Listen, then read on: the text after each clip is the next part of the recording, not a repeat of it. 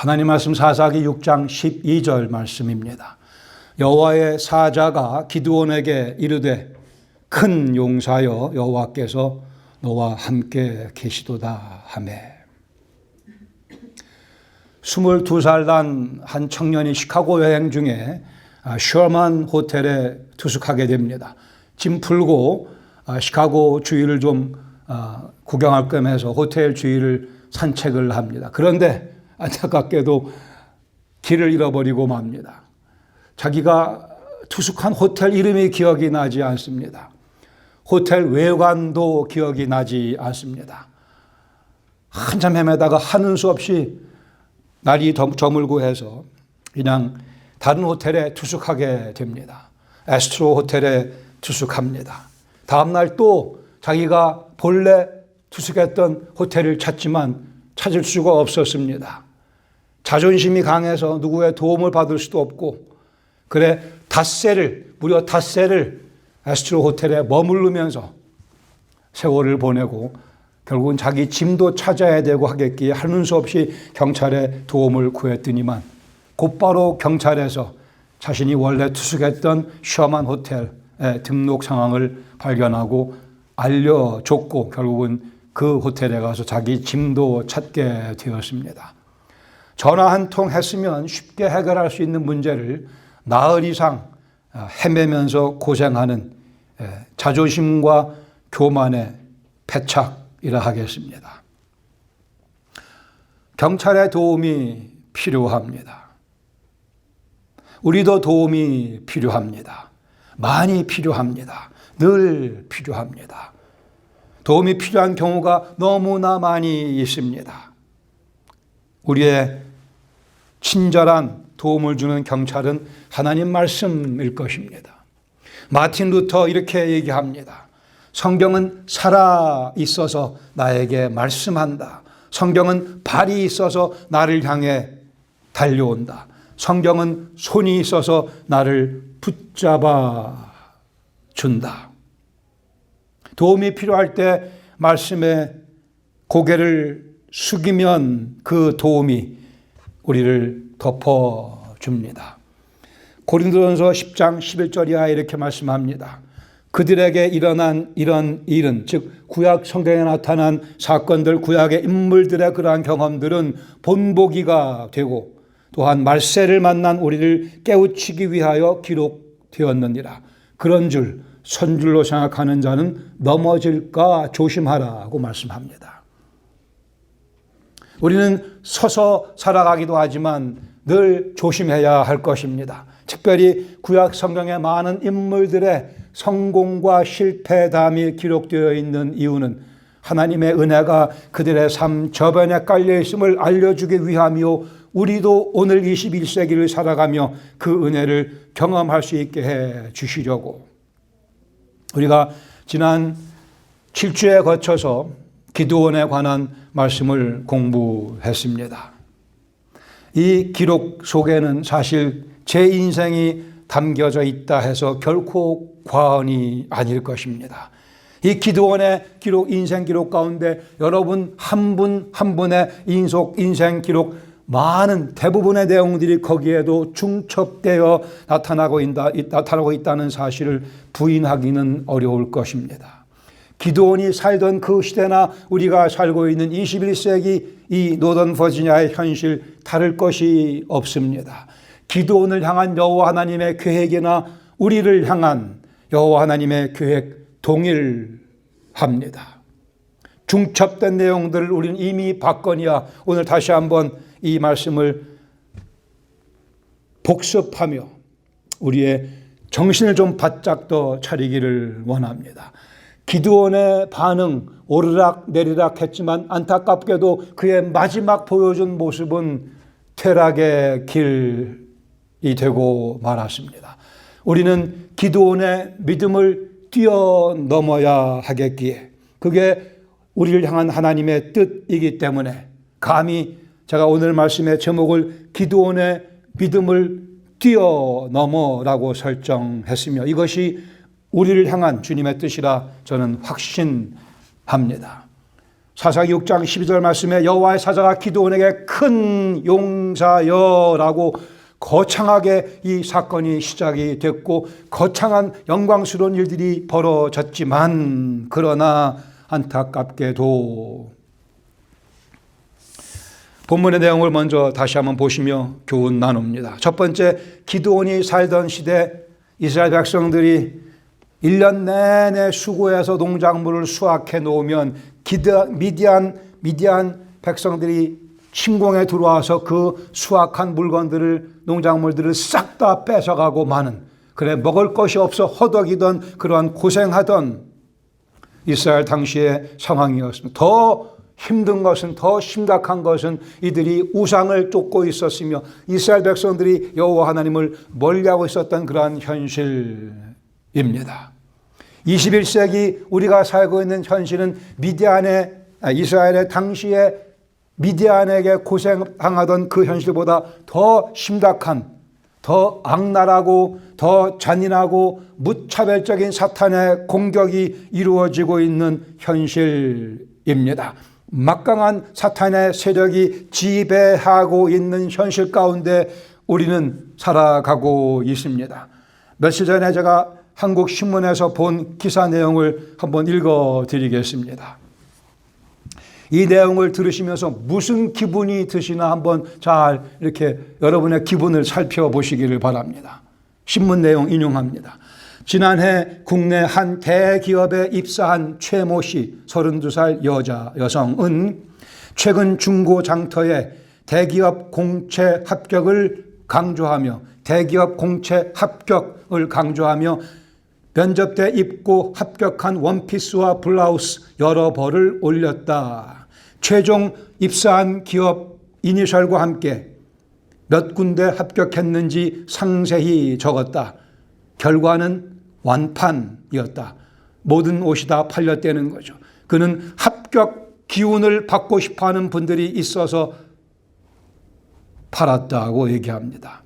취업 준비생들의 마음을 나도 잘 알기 때문에 합격 기운을, 자기가 합격했기에 자기 옷에 남아있는 합격 기운을 인터넷에 올렸더니만 다 팔리고 말았다는 얘기예요. 이런 기사를 대하면 어떤 기분이 드십니까? 웃음이 나십니까? 나도 한 벌 팔아볼까 하는 생각이 드십니까? 안타까운 생각이 혹 드시지 않습니까? 화가 치밀지는 않으시는지요? 의분이 치밀지는 않으시는지요? 젊은이들이, 20대, 30대의 젊은이들이 도대체 가치관이 어떻게 설정되어 있기에 합격 기운이 담겨져 있는 옷을 사서 그것을 입고 나도 인터뷰에 가면 취업할 수 있지 않을까 기대한다고 하는 현실이 안타깝기 짝이 없습니다. 어쩌다 그렇게 됐는지요? 취업이 중요하겠으나 이것이 우리가 살고 있는 영적 현실이라고 봅니다. 우리 주위에 이러한 식의 영적 분위기가 팽배하고 있다는 사실을 다시 한번 상기해야 할 것입니다. 그러기에 첫 번째 나누고 싶은 교훈은 눈을 크게 뜨고 영적 전투의 현실을 바르게 파악해야 합니다. 에베소 6장 12절 말씀, 우리의 씨름은 혈과 육을 상대하는 것이 아니요 통치자들과 권세들과 이 어둠 세상의 주관자들과 하늘에 있는 악의 영들을 상대함이라. 우리의 전투는 영적인 것이며 우리의 전투의 대상은 사탄과 그의 졸개들, 다양한 계급을 가지고 있는 거기에 통치자, 권세, 어둠의 세상 주관자, 악의 영들, 다 이것은 악한 영들의 계급을 나타내는 그러한 다양한 표현들입니다. 우리의 싸움은 이들과 눈에 보이지 않는 적과 싸우는 현실이라고 말씀을 합니다. 그러기에 오늘 이 땅에서의 삶이 너무 편안하기만 하다면 뭔가 잘못된 것입니다. 우리 주위에 우리의 적들이 난무하고 있는데 그저 내 생활이 편안하기만 하다면, 뭔가 껄끄러운 것이 없다고 한다면, 뭔가 마찰이 이루어지는 그러한 영역이 없다고 한다면 우리는 영적 전투에서 패배하고 있다 얘기할 수밖에 없을 것입니다. 베드로전서 5장 8절 말씀, 근신하라 깨어라.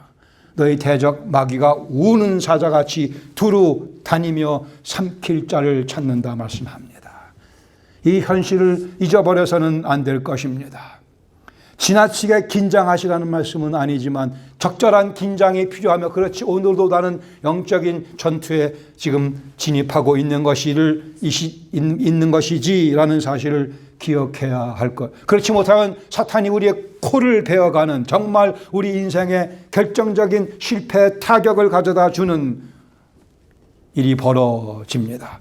얼마 전에 대화하는데 어떤 분이 현타, 그런 유식한 표현을 쓰더라고요. 현타, 이게 뭔가 현실적인 타격감, 그런 거래요.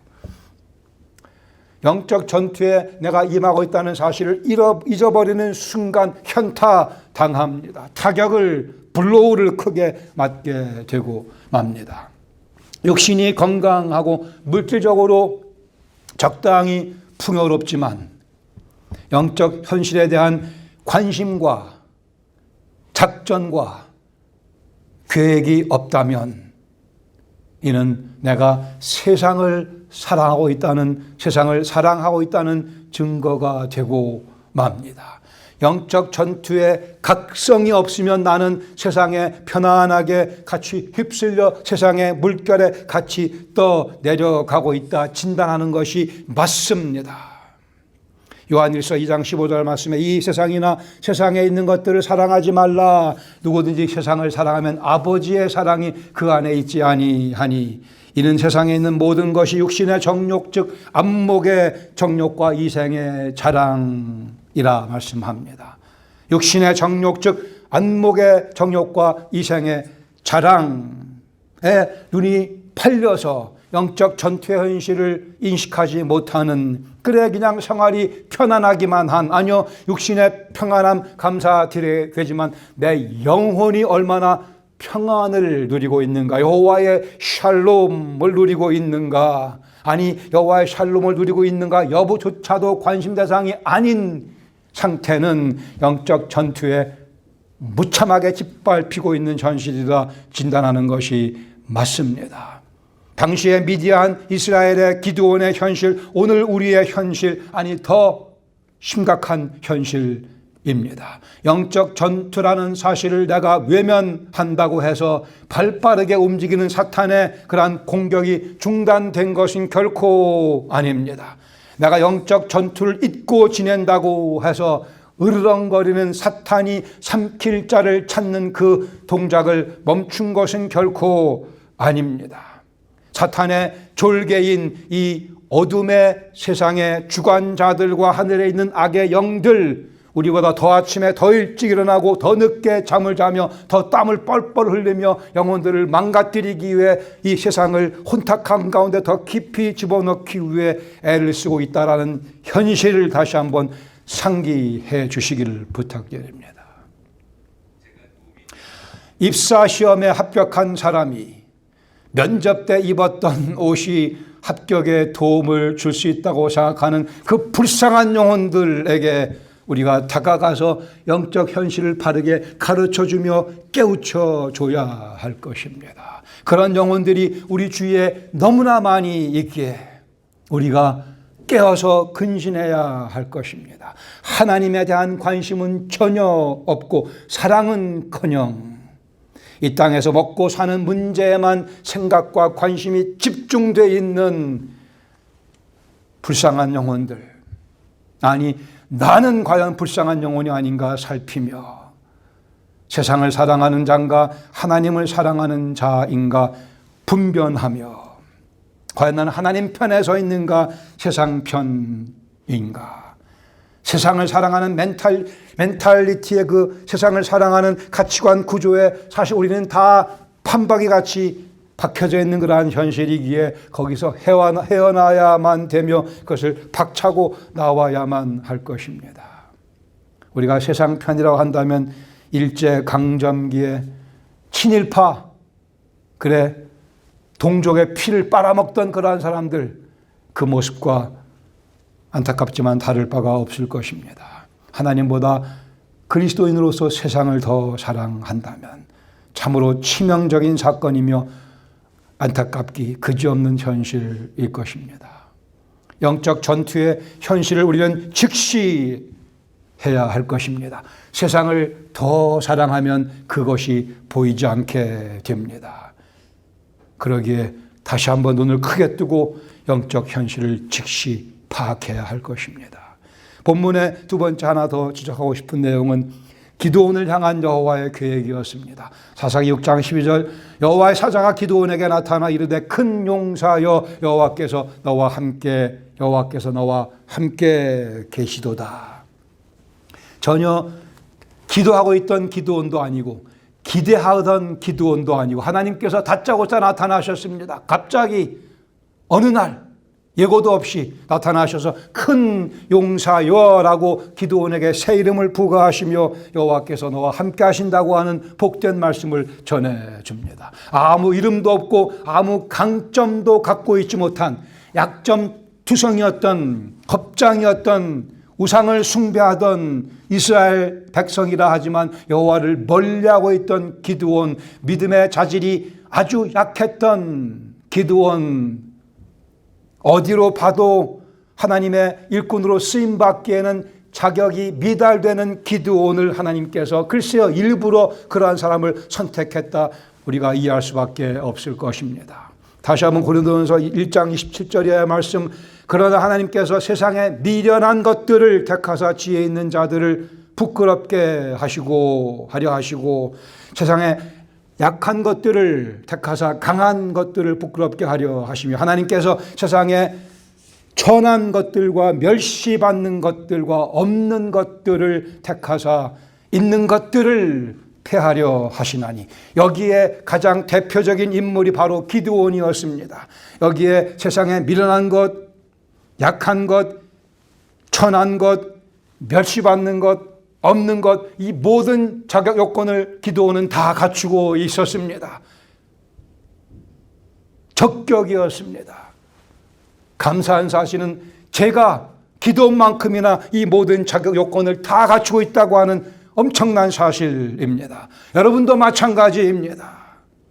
미련하며 세상적인 측면에서 약하며 천하며 멸시받으며 마치 없는 것 같은 그 존재가 미미한 우리, 하나님께서 그러나 찾아오셔서 기드온에게 말씀하신 같은 말씀을 반복하시며 큰 용사여 내가 너와 함께 하노라 말씀합니다.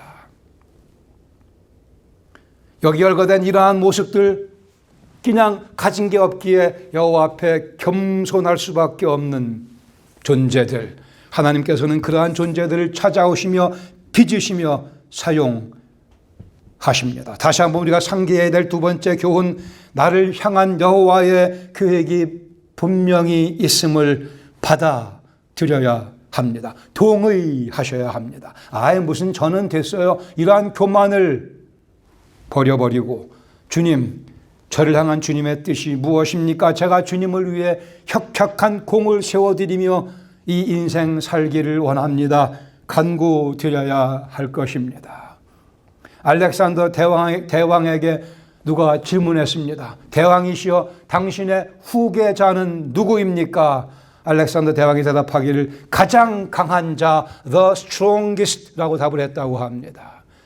그러나 우리 하나님의 생각은 다르십니다. 누가 이 땅에서 하나님을 대변합니까? strongest가 아니고 약한 자, 존재가 미미한 자, 세상에서 미련하다 칭함받는 자, 세상에서 멸시를 받을 만한 자, 그러나 하나님의 은혜를 갈급하는 자, 누가 하나님의 모습을 이 땅에서 대변한다고요? 하나님의 은혜를 갈구하며 하나님의 은혜를 입은 자, 겸손한 자, 미미한 자, 그러나 하나님의 손에 붙잡힌 바 된 자가 그 자는 강한 자일 수도 있고 약한 자일 수도 있습니다. 그러나 하나님의 손에 붙잡힌 바 된 자, 머리가 좋은 사람일 수도 있고 머리가 별로 안 좋은 사람일 수 있겠으나 하나님의 손에 붙잡힌 받은 자, 물질이 많을 수도 있고 물질이 없을 수 있겠으나 그러나 하나님의 손에 의해 붙잡힌 바 된 자, 육신적으로 건강한 자일 수도 있고 약한 자일 수 있겠으나 하나님의 손에 붙잡힌 바 된 자가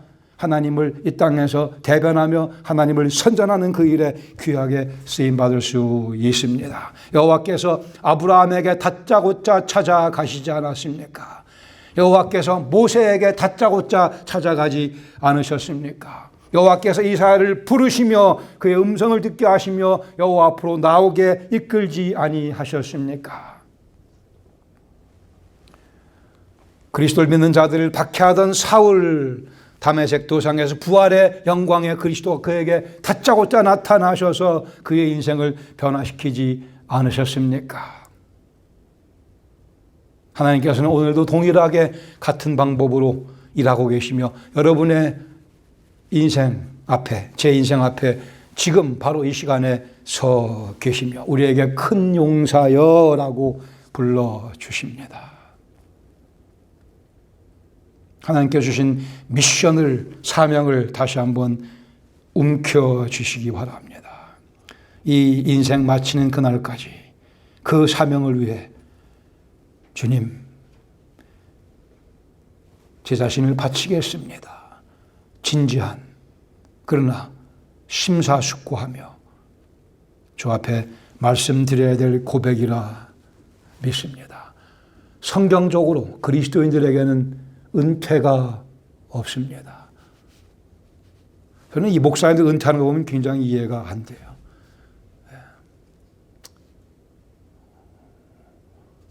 제가 은퇴 안 할 거라는 말씀을 드리고 있는 겁니다.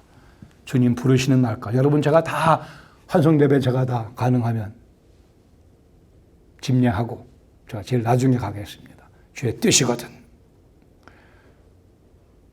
은퇴라는 건 없습니다. 적어도 주님을 섬기는 일에 있어서는. 이 은퇴라는 개념은 여러분 옛날에 세계사 시간에 독일의 바이마르 공화국 그런 거 기억나세요? 비스마르크 수상. 굉장히 저는 그때 왠지 그 비스마르크가 멋져 보였는데 어쨌든 이 비스마르크가 1889년에 65세를 정년으로 정했습니다. 그때까지는 은퇴라는 게 없었는데 정년 제도가 1889년에 비스마르크의 65세를 정년으로. 근데 그 당시에 사람들의 평균 수명이 55세였다고 그래요. 그러니까 뭐 굳이 비스마르크의 대로 하자면 평균 수명보다 10년은 더 일을 해야지 맞는데 사실은. 제가 은퇴하신 분들에게 경고 말씀을 제가 드릴게요. 통계적으로 은퇴하고 난 다음에 7년 만에 이 세상을 떠난다고 합니다. 조심하세요. 네. 계속 일을 하시면 됩니다. 뭐 여러분의 잡이야 뭐 은퇴도 주님을 위한 일은 열심히 하시면 여러분의 장수가 주어지지 않을까 싶습니다. 레이건 대통령 아시는 거와 마찬가지 70세 대통령이 됐습니다. 그리고 지금도 가장 존경받는 대통령 가운데 하나가 됐는데 은퇴는 없습니다. 주님 부르시는 그날까지 그리스도 예수의 복음을 위해서 큰 용사로서 우리는 인생을 살아가야 할 것입니다. 사도 바울의 힘찬 고백 빌립보 4장 13절 말씀, 내게 능력 주시는 자 안에서 내가 모든 것을 할 수 있느니라. 이 말씀을 참 엉뚱한 데 쓰는 분들이 굉장히 많이 있어요. 이 말씀의 의미는 몽고하니 내 생명 다하는 그날까지 내가 그리스도 예수의 복음을 위해서 주께서 주시는 그 힘을 가지고 내가 힘을 다해 살겠다 그런 뜻이지, 내가 뭐 축구 경기에서 이긴다는 얘기하는 거 아니고 권투 경기에서 이긴다는 얘기하는 거 아닙니다. 그리스도의 복음을 위해 내게 능력 주시는 자 안에서 내가 모든 역경과 어려움과 유혹을 다 능히 이겨낼 수 있다고 하는 바울의 승리의 고백입니다. 가난에 처할 줄도 알고 빈곤에 처할 줄도 알고 풍부함에 처할 줄도 알고 모든 어려움과 고생도 다 내가 넉넉히 이길 수 있다고 하는 선언. 왜요? 그리스도의 복음을 위해서.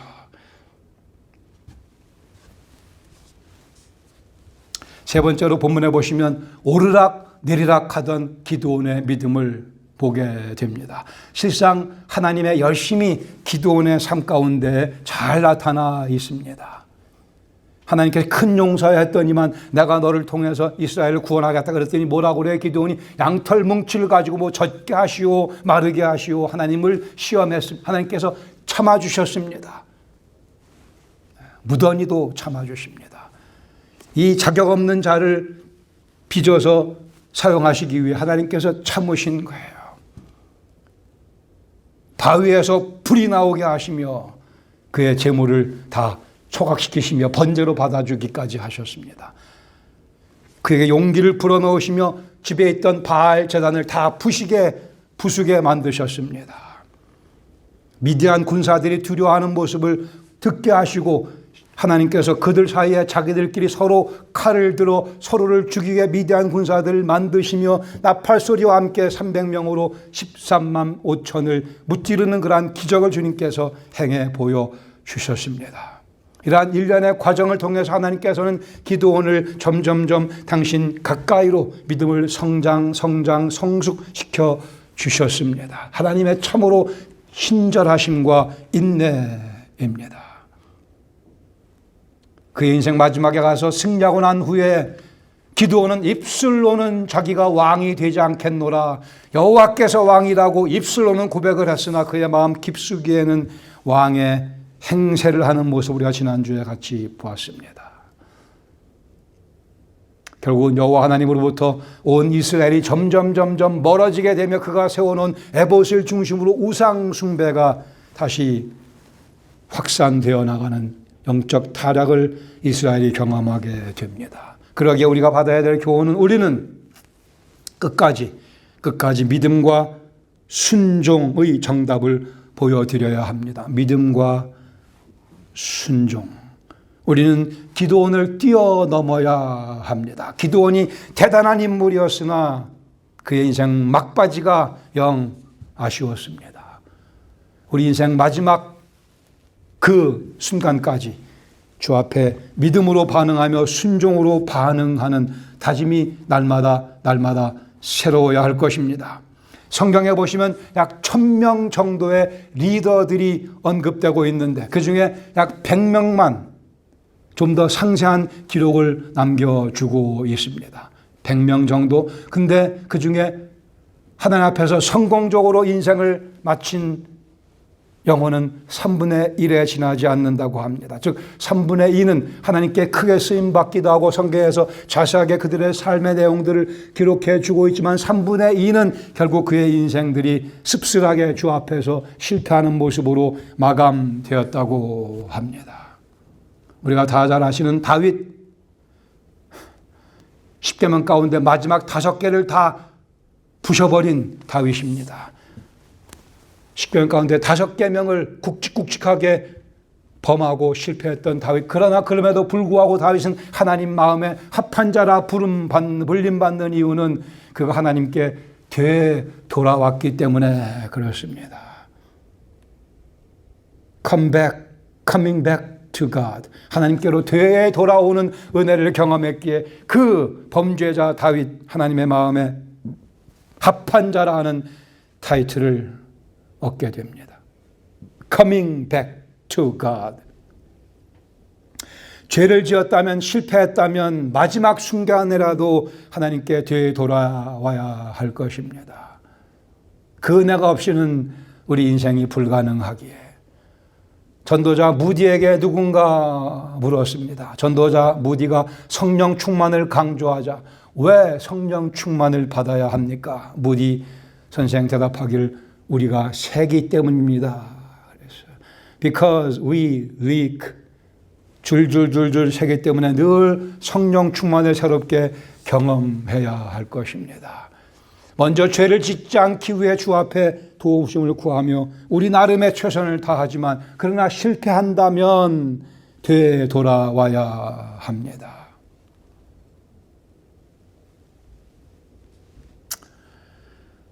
죄를 짓고 돌아오라 그런 얘기가 아니고 죄를 짓게 되면 돌아오라는 말씀입니다. 죄를 먼저 짓고 돌아오라가 아니고 죄를 짓게 되면 주께로 돌아오라는 말씀입니다. 주님께 주님 제가 돌아가도 되겠습니까? 주께서 그래 돌아오라고 말씀하시지 않습니까? 그 음성을 들으면서 우리는 하루하루 살아가는 겁니다. 주님, 제가 돌아가도 되겠습니까? 그래, 빨리 뒤에 돌아오라. 우리는 이 경험을 통해 사도 바울과 같이 고백할 수 있게 됩니다. 디모데후서 4장 7절 바울의 고백입니다. 나는 선한 싸움을 싸우고 나의 달려갈 길을 마치고 내 믿음을 지켰으니 이제 후로는 나를 위하여 의의 면류관이 예비되었으니, 의로우신 재판장 곧 그리스도 예수께서 나를 위해 준비하신 의로우신 의의 면류관, 주께 되돌아오는 은혜가 우리도 다윗과 같이 하나님 마음에 합한 자로까지 변화시켜 줄 수 있으며, 기드온의 오르락 내리락 하는 그 믿음을 더 깊이 성숙시켜 줄 것으로 믿습니다. 입술로는 여호와를 경외하나 마음은 내게서 멀도다. 이것이 기드온의 모습이었습니다. 기드온의 오답, 잘못된 답을 우리는 반복하지 않기를 원합니다. 하나님께로 되돌아가는 은혜를 통해 우리는 하나님께서 우리에게 보여주시는 영광을 경험하게 됩니다. 하나님께서 보여주시는 영광을 경험하게 됩니다. 하나님께서는 우리를 억지로 끌고 가지 아니하시며 사실 기드온에게 보여주신 것과 마찬가지로 영광을 보이시며 당신의 능력을 보이시며 당신의 간섭하심을 보이시며 한 걸음 한 걸음 오늘도 우리를 이끌어 가십니다. 기드온을 뛰어넘는 믿음과 순종, 그 믿음과 순종이 하나님께는 영광이요 우리에게는 기쁨과 만족감으로 찾아올 것입니다. 그러기에 우리가 늘 고린도전서 1장 29절 말씀을 기억하며 이 영광스러운 길을 계속해 나갈 수 있기를 바랍니다. 이는 아무 육체도 하나님 앞에서 자랑치 못하게 하려 합니다. 이는 아무 육체도 하나님 앞에서 자랑치 못하게 하려 하십니다. 아멘. 같이 기도하겠습니다. 이것이 그리스도 예수의 복음이라 믿습니다. 하나님의 은혜로 되돌아오는, 실패해도 실패하기 전에 주의 도우심을 구하지만 또 실패해도 하나님, 제가 주님께로 돌아가도 되겠습니까? 주님께서 그럼 물론 빨리 다시 내 품 안에 안기라고 초청하실 때 달려나가기를 원합니다. 거기에서 기드온의 믿음을 뛰어넘는 우리의 믿음의 성숙함이 이루어질 수 있으며, 이것이 주께서 오늘 우리에게 원하시는 우리의 과제라 믿습니다. 주기 원하신 하나님의 선물이라고 믿습니다.